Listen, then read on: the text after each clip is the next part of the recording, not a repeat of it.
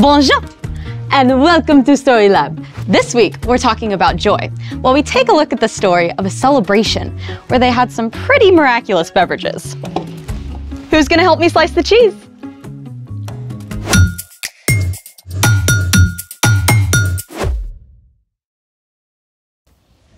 Hey Skylar, I got your text, but why was it all emojis? Hey there, welcome to the party.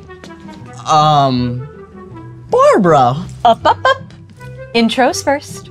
Hey everyone, welcome to Story Lab. I'm Barbara. And I'm Sebastian. This week, we're talking about joy, which is choosing to celebrate what God is doing. And speaking of celebrating, on to the feast. In order of our celebration, I have prepared the ultimate dish. Ta-da! I call it macaroni and cheese a la mode, covered with chocolate avocado and ginger snap crumbles. Mwah! Okay, I give up. What is all this? Why the emojis? Why the avocado? And why are you Barbara? Silly Sebastian. Today is our July Day extravaganza. July Day? Yep, I made it up. You don't say. You know those random holidays like Talk Like a Pirate Day that sound fun but almost no one actually celebrates? Arr. Well, I decided to take all of the holidays in July and mash them into one big celebration called July Day. We have National Mac and Cheese Day, National Emoji Day, Barbara Day, all together in one big extravaganza. That actually sounds kind of cool.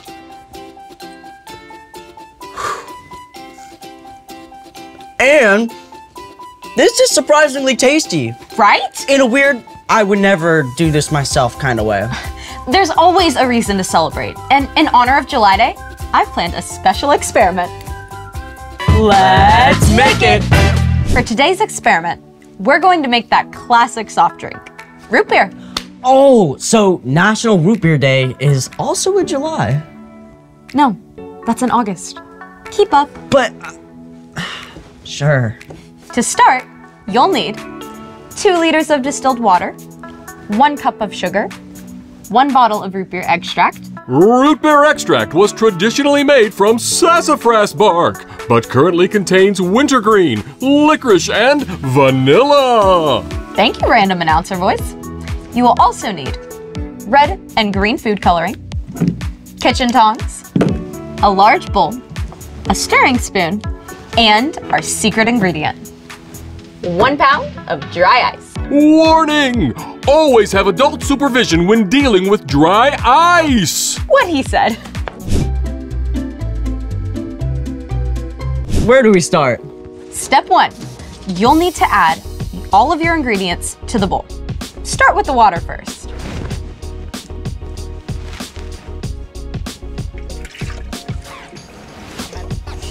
Step 2, pour in the whole bottle of root beer extract.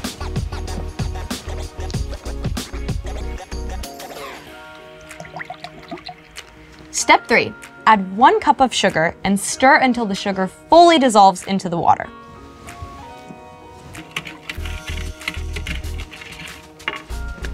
Step 4, in order to get that signature root beer brown, mix in the red and green food coloring, using about twice as much red as green.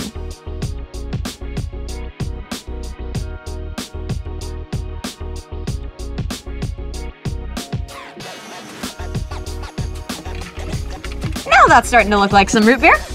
But it's kind of flat. Where are all the bubbles? That's where we bring in the dry ice. Step 5. I gotta ask, how can ice be dry? Dry ice isn't frozen water. It's actually frozen carbon dioxide. Oh yeah, carbon dioxide is what we breathe out when we exhale, right? Correct. And carbon dioxide also makes all the bubbles you find in soda. Let's do this. Wait! Do not touch dry ice with your bare hand or without a grown-up, because it's 109 degrees below zero. Yikes, that's Arctic. Ready?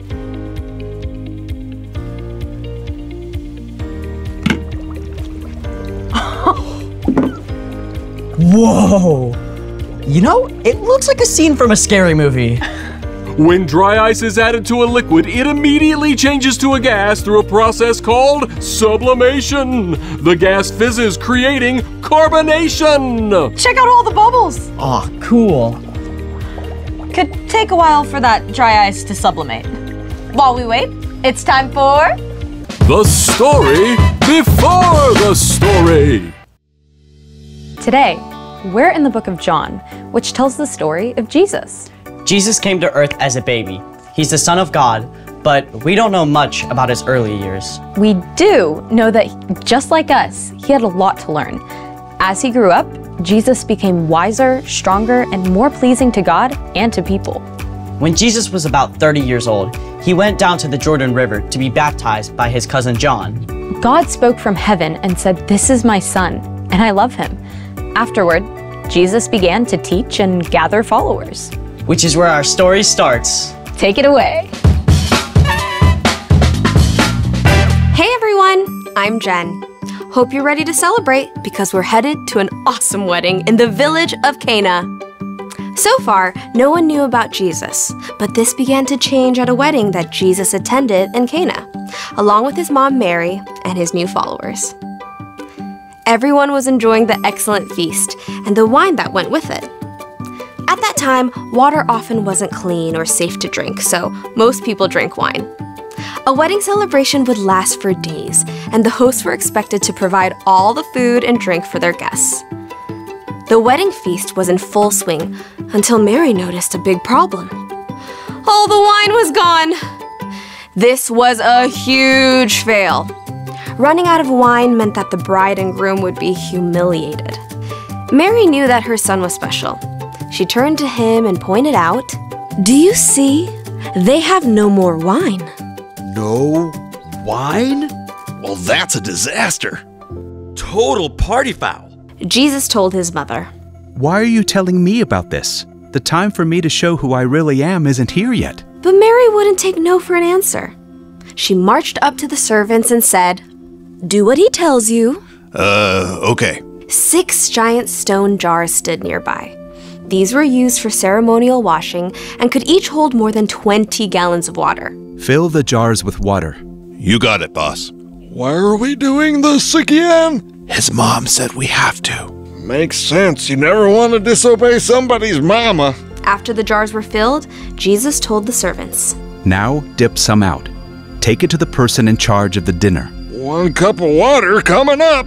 Hey, this looks different. The servants took the cup to the guy in charge of the feast. You can imagine they were pretty nervous about how this was going to go down. He's drinking the water.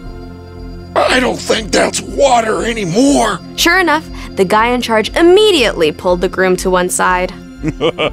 My friend, what is this? Everyone brings out the best wine first, but you have saved the best until now. I did? I did. I think. The bride and groom were saved from major embarrassment, and everyone could continue their celebration. Jesus chose to turn water into wine as his very first miracle. He did something incredible, simply so a group of family and friends could continue to celebrate and enjoy each other's company. The end! Those servants, can you imagine their faces? Total shock. Cleaning water one moment, expensive wine the next. God loves a celebration for sure. So, what's our part in the story? Well, Jesus showed how important it is to find joy in spending time and celebrating with family and friends. So go to all the birthday parties. It's true that parties are great, but that's not the only way we can celebrate. Usually, it's just looking to share some joy in the ordinary, everyday things. Like if you just finished reading a great book, you can share it with your friends so you can both enjoy it. Or you can celebrate that it's Friday and give some cookies to your neighbors. When my mom and I finish weeding the garden, we celebrate by making super awesome frosty lemonade. Celebrating the little things can bring so much joy to your day. Oh, my new puppy just learned how not to pee on the carpet. Can we celebrate that? Absolutely. I bet your mom is celebrating already. I think I saw tears of joy. Thanks for bringing me joy today. See you next time. Bye. So here's the thing.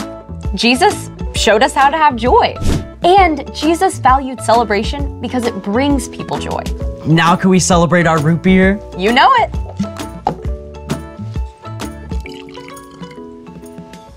Cheers. Cheers. Ooh, that's good. We have officially turned water into root beer. Through the miraculous science of dry ice. Thanks for joining us in the Story Lab. See you next time. We gotta make more of this.